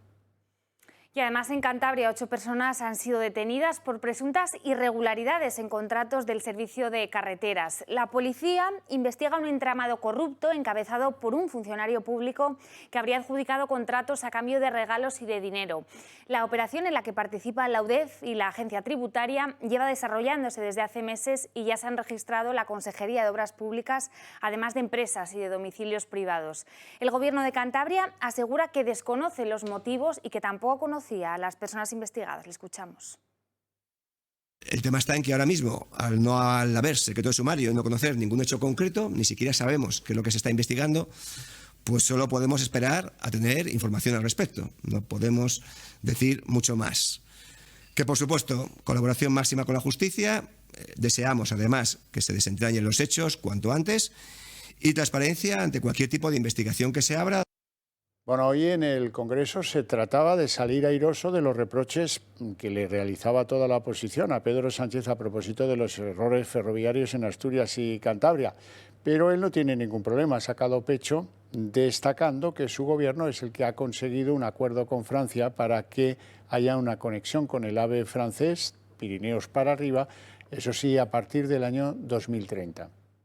Lo que dependa de nosotros, vamos a tratar de que se cumplan los plazos fijados en esa cumbre y, por supuesto, también los plazos fijados y comprometidos con la Comisión Europea, que apoya, sin duda alguna, lo que está haciendo el Gobierno de España. Consideramos este eje, sin duda, como uno de los ejes prioritarios para la competitividad de nuestro país y, en todo caso, contamos con el apoyo de la Comisión Europea y esperamos que el Gobierno francés cumpla con los plazos que asumió en esa cumbre de Barcelona y que ha asumido también con las instituciones comunitarias.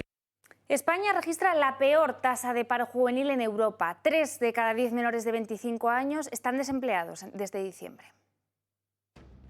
España es el país de Europa con mayor tasa de paro juvenil. Al finalizar 2022, el dato se situó en 29,26%. El desempleo en los menores de 25 años en nuestro país se incrementó el año pasado del 31,2 hasta el 32,3%, según Eurostat en su último informe de empleo. Y en la Unión Europea el año pasado incrementó desde el 14,8% hasta el 15,1%, lo que supone un aumento de 180.000 nuevos jóvenes desempleados, de los cuales 68.000 son españoles, por lo que 4 de cada 10 nuevos jóvenes parados perdieron su empleo en España. Según la encuesta de población activa, Melilla encabeza la lista de paro juvenil, seguida de Canarias, Ceuta, Extremadura, Asturias y Andalucía. En el pleno del Congreso, Inés Cañizares le ha preguntado a la ministra de Trabajo y Economía sobre el paro en los más jóvenes. El paro juvenil se situaba en el 30,51% y hoy es del 29,26%, se ha reducido escuetamente en 1,25 y no 11 puntos como usted va pregonando. La realidad es que el desempleo juvenil de España prácticamente duplica al de la Unión Europea, es superior en 14,6 puntos. A lo que Yolanda Díaz ha respondido. Y lo que es mejor, señoría, escuche que seguro que le interesa y se alegra. Fíjese, tenemos la tasa de paro juvenil más baja desde hace 14 años. Yo entiendo que no le gusten estos datos, señoría, sobre todo porque no está a la altura de su país. Datos que parecen mejorar, pero no lo suficiente. No posicionan ni a España ni a los jóvenes en buen lugar. Margarita Robles, la ministra de Defensa, ha anunciado que a finales de marzo entregarán solo 6 unidades de tanques Leopard del modelo 2-4. Están tratando de ponerlos en forma en Sevilla.